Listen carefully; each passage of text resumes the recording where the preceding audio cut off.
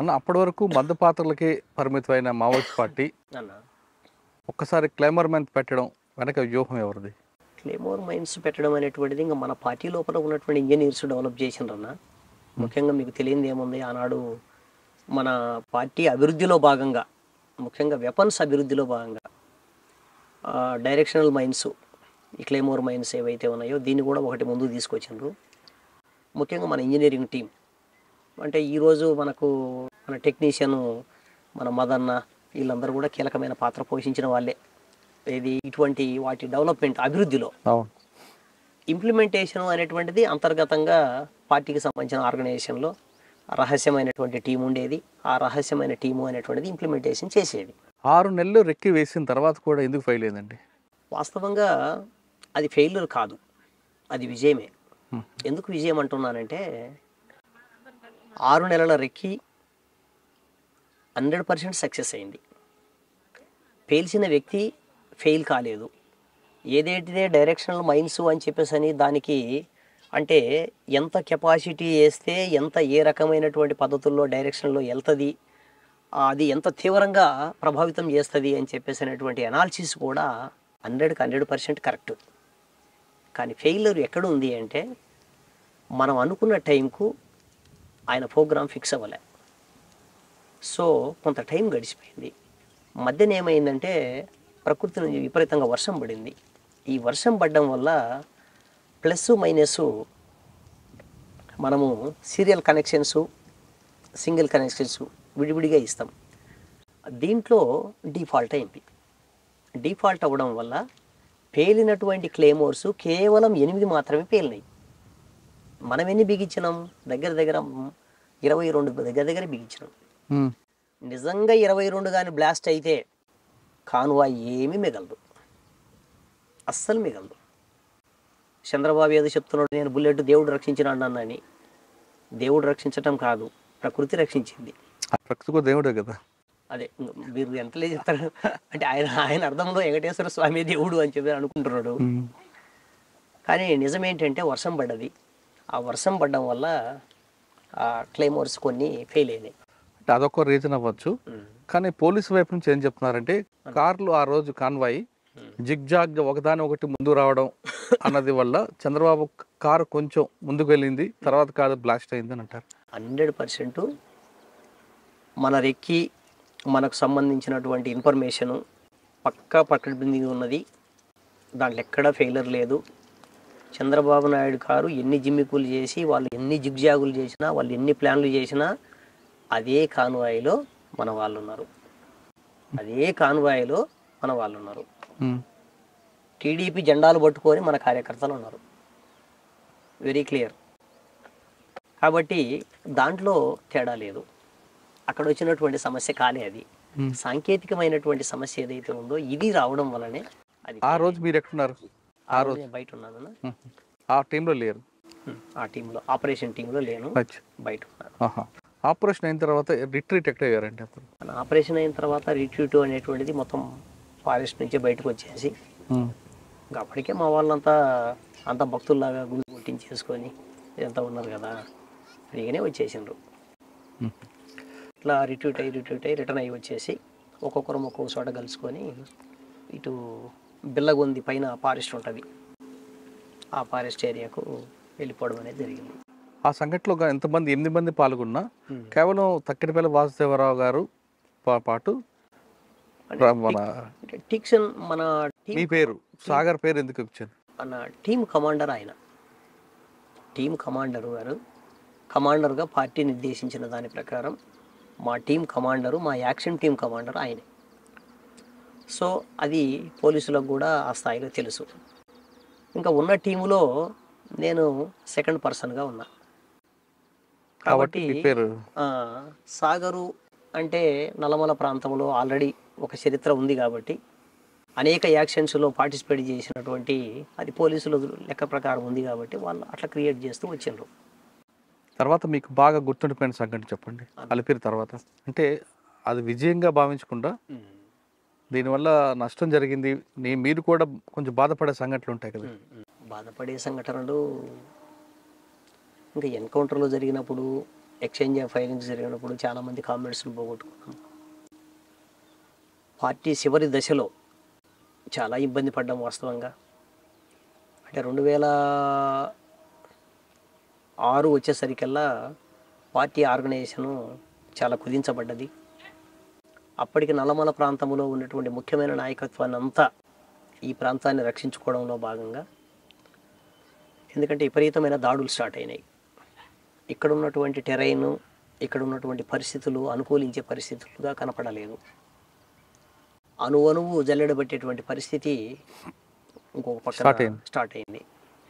ఈ నేపథ్యంలో పార్టీ తాత్కాలికంగా ఎత్తుగడల రీత్యా నాయకత్వ కమిటీలకు సంబంధించిన కామ్రేడ్స్ అందరినీ కూడా రక్షణ ప్రాంతాలకు పంపించాలని నిర్ణయం తీసుకుంది. అందులో భాగంగా పశ్చిమ కనుమల వైపు, ఇటు ఛత్తీస్గఢ్ ప్రాంతానికి, అంటే దండకారణ్య ప్రాంతానికి, అట్లా అందులో భాగంగా నిర్ణయాలు. మీరు వెళ్ళారు పార్టీలోకి, అన్న తర్వాత మీ చెల్లెలు అమ్మ కూడా లోపలికి వచ్చారు. వాళ్ళు వస్తానన్నప్పుడు వద్దని ఎందుకు వెళ్ళలేదు మీరు? అన్న ఉద్యమంలో భాగంగా రమ్మనే చెప్తాం తప్ప వద్దని అనం కదా.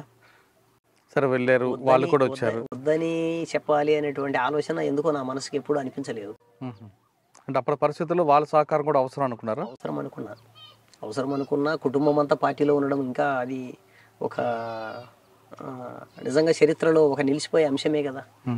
సమాజంలో ప్రతి మనిషి చేస్తున్న పని వాళ్ళ కోసం వాళ్ళు బ్రతకడం. అంటే మీది మాత్రం కుటుంబం మొత్తం ప్రజల కోసం. కుటుంబం సమాజంలో ఒక కుటుంబంగా, ఒక వ్యక్తిగా స్టార్ట్ అయ్యి ఒక కుటుంబంగా మొత్తంగా ఒక కుటుంబం పార్టీ కోసం సర్వీస్ చేయడము, ప్రజల కోసం సర్వీస్ చేయడం అని చెప్పేసి అనేది చిన్న విషయం ఏం కాదు అన్న. మీరు పార్టీలు వెళ్ళారు, ప్రజల కోసం పనిచేశారు, యాక్షన్లు ఇవన్నీ కూడా సహజం. కానీ మీ అమ్మగారు కూడా వచ్చారు. పార్టీలు వెళ్ళిన తర్వాత అమ్మ ఎన్కౌంటర్ కానీ మీ సహచర్య ఎన్కౌంటర్, ఈ రెండు మీకు ఏ విధంగా గుర్తుండిపోతాయి? వాస్తవంగా సేదు సంఘటనలే, కానీ జీర్ణించుకోక తప్పదు. ఎందుకంటే ఉద్యమంలో అనేక మంది అమరులు ఉన్నారు. కేవలం మా అమ్మ, మా సహసేది వీళ్ళు మాత్రమే కాదు. బహుశా నాకు తెలిసి ఈ నల్లమల చుట్టూత 59 మంది కామ్రేడ్స్ నా కళ్ళ ఎదురుగా చనిపోయారు. ఈరోజు నేను బ్రతికుండి మీతో మాట్లాడుతున్నాను అంటే ఎంట్రుక వాసిలో తప్పించుకున్న సంఘటనలు కూడా చాలా ఉన్నాయి. ఎంట్రుక వాసిలో బుల్లెట్స్ పక్క నుంచి పోయిన సందర్భాలు ఉన్నాయి. అయితే ఈ 59 మంది కామ్రేడ్స్ అమరత్వం ఏదైతే ఉందో అది మమ్మల్ని హీరోలను చేసింది. కానీ రియల్గా హీరోలము మేం కాదు, వాళ్ళు. మీరు నిజాన్ని ఒప్పుకున్నారు? అవును.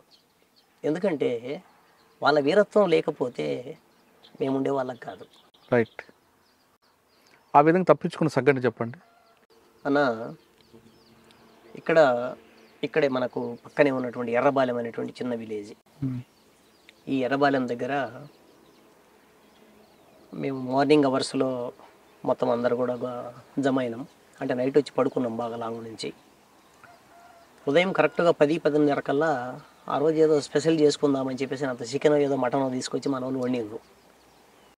కరెక్ట్గా ఆ టైంకు పోలీసులు కూడా పసిగట్టి మన ప్రయాణాన్ని మొత్తం చుట్టుముట్టిండ్రు.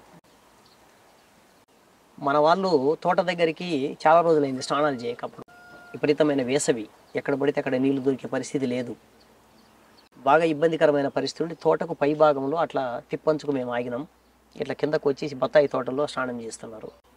ఈ స్నానం చేసేటప్పుడు మనవాడు గమనించి పరిగెత్తుకుంటూ స్టార్ట్ అయ్యాడు.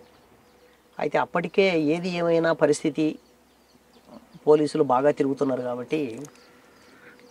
కాబట్టి ఖచ్చితంగా మనం రావడానికి అవకాశం ఉందనేటువంటి ఉద్దేశంతోనే చుట్టూ క్లేమోర్ మైన్స్ పెట్టి ఉన్నాం.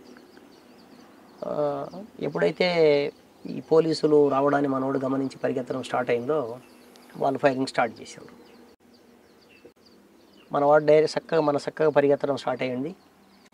ఇంకా మేము కూడా ఫైరింగ్ స్టార్ట్ చేసినాము, క్లేమోర్ మైన్స్ పేల్చినాము. అట్లా మనం ఒక రకంగా చెప్పాలి అక్కడి నుంచి మన ప్లేస్ ఖాళీ చేసి జస్ట్ కొద్దిగా దూరం పోయేసరికి అట్లా పైకి ఎక్కే క్రమంలో కింద నుంచి ప్యారలల్ కొట్టేసాడు. ఇక్కడే మా కిందనే రిక్రూట్ అయినటువంటి అమ్మాయి, పక్కన ఉన్నటువంటి గన్నెపల్లికి సంబంధించిన ముస్లిం అమ్మాయి రజియా అని. ఆ అమ్మాయి చనిపోయింది. అట్లా అది దగ్గర దగ్గర ఒక అరగంట ముక్కాలు గంట సేపు ఫైట్ వాళ్ళకు మనకు మధ్య. ఇది ఒక ముఖ్యమైన సంఘటన. అట్లాగే చంద్రబాబు పోయి రాజశేఖర రెడ్డి గారు వచ్చిన తర్వాత 2005 జనవరి 8వ తారీఖు జరిగిన సంఘటన, డైరెక్ట్గా మా మీద జరిగిన అటాకు ఇక్కడే మన జల్లువారి పొలాల చెరువు దగ్గర. దాంట్లోనే మా లక్ష్మి కూడా చనిపోయింది. దాదాపు దగ్గర దగ్గర ముక్కాలు గంట సేపు ఫైరింగ్స్. పోలీసులు బాగా చుట్టుముట్టినారు 3 వైపులా. ఇంకా మనకున్నది ఒకే వైపు ఖాళీ. ఈ ఖాళీలోనే మనం పడుకొని కొంత క్రావలింగ్ చేసుకుంటూ అట్లా ఆ గట్లు దాటుకుంటూ ముందుకెళ్ళిన తర్వాత అక్కడి వరకు మనం మంచి రిటాలియేషన్ ఇచ్చినాం. మన దగ్గర యామినేషన్ కూడా తక్కువ ఉంది. సో వాళ్ళ దగ్గర ఉన్నటువంటి యామినేషను, వాళ్ళ బలగాలు మామూలుగా ఏమి లేవు. దగ్గర దగ్గర 3 అంచెలుగా వాడు చుట్టుముట్టిండు. అయినా మనం ఒక రకంగా చెప్పాలంటే దాంట్లోంచి దాటుకొని అవతలికి వెళ్ళినాం. జస్ట్ అక్కడ కాలువ దగ్గర కాలువలోకి దిగి తిరిగి మళ్ళీ మనం ఎక్కేటప్పుడు వాడు ఆటో ఫైర్ స్టార్ట్ చేసిండు. ఆ ఆటో ఫైరింగ్లో మా సహచరి లక్ష్మి చనిపోవడం జరిగింది. ఇంకా ఆమెను తీసుకొని వెళ్ళలేని పరిస్థితి. అక్కడే వదిలేసి ఆమె దగ్గర ఉన్నటువంటి వెపన్ తీసుకొని మేము మళ్ళీ టీమ్గా బయలుదేరినాం 10 మందిని. అంటే మీ కళ్ళ ముందే మీ సహచరుని కోల్పోయారు. సరిపోయినాము. అంటే మీకు నల్లమలలో బాగా టఫ్ ఇచ్చిన పోలీస్ ఆఫీసర్ చాలామంది చేశారు, కానీ బాగా ఈ ఆఫీసర్ నుండి పార్టీకి నష్టం జరిగింది అని భావించే ఆఫీసర్ ఎవరున్నారా? సాధారణంగా నా లెక్కల ప్రకారం అయితే ఆయన ఈ మధ్య కాలంలో ఇచ్చిన ఇంటర్వ్యూలో భాగంగా నేను ఈరోజు అది చూసిన, జిత్తులు ఉండాలి అని. ఎత్తులు ఉండాలి, జిత్తులు ఉండాలి అంటాడు. వాస్తవంగా ఎత్తులు జిత్తులు అనేటువంటిది పార్టీలో 2 వైపులు 2 వర్గాలు వేస్తాయి. ఒక పోలీసు ఆఫీసర్గా ఒక ఆపరేషన్ సక్సెస్ చేయడంలో చెప్పుకోదగ్గ వ్యక్తే ఆయన స్థాయిలో ఆయన. యాక్చువల్గా ఇక్కడ నేను చూడదగ్గ అంశం ఏంటిది అంటే, మరి వీళ్ళు ఐఏఎస్, ఐపీఎస్లు, ఐఆర్ఎస్లు చేస్తున్నారు, పెద్ద చదువులు చదువుకుంటున్నారు.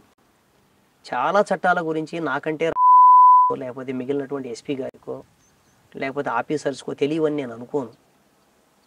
వాళ్ళకున్న జ్ఞానం అంతా ఏ పక్కన ఉపయోగిస్తున్నారు, ఎవరికి బంటుల్లాగా పనిచేస్తున్నారు అనేటువంటి ఆలోచన వాళ్ళ మొత్తం జీవిత కాలంలో డ్యూటీ అనే పేరుతో దుర్మార్గమైన చర్యలు కొడిగడుతున్నాం అనేటువంటి ఆలోచన ఒక్కసారి కూడా రాకపోవడం అనేది ఈ రాజ్యంలో ఉన్నటువంటి అధికార యంత్రాంగానికి ఒక రకంగా చెప్పాలంటే ఒక దుర్మార్గమైన అంశం.